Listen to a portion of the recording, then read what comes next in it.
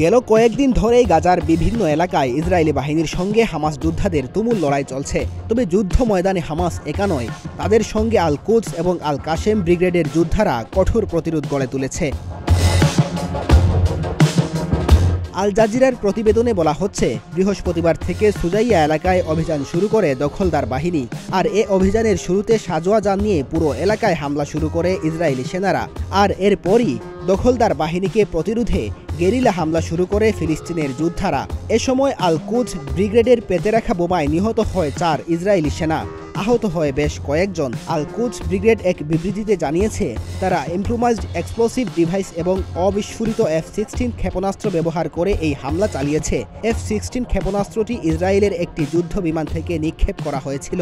সেটি বিস্ফোরিত না হওয়ায় তা উদ্ধার করে তারা। পরে এই ক্ষেপণাস্ত্র দিয়েই ইসরায়েলি সেনাদের ওপর হামলা চালায় যোদ্ধারা। ফিলিস্তিনি প্রতিরোধ আন্দোলন হামাসের সশস্ত্র শাখা কাসাম ব্রিগেড জানায়, গেল কয়েকদিন ধরে ইসরায়েলি বাহিনীর ওপর হামলা জোরদার করেছে তারা।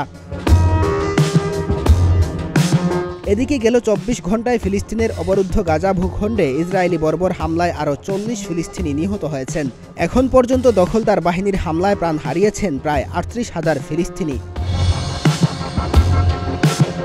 অন্যদিকে ইসরায়েল ও হিজবুল্লাহর হামলা পাল্টা হামলা অব্যাহত রয়েছে।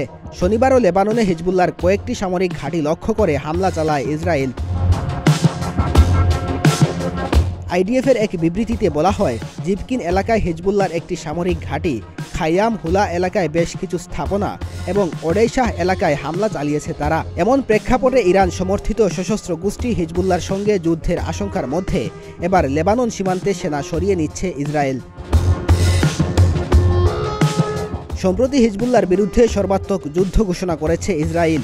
এ নিয়ে হিজবুল্লাহ পাল্টা হুমকি দিয়ে বলেছে, তারা আক্রান্ত হলে বিশ্বের মানচিত্র থেকে মুছে যাবে ইসরায়েল।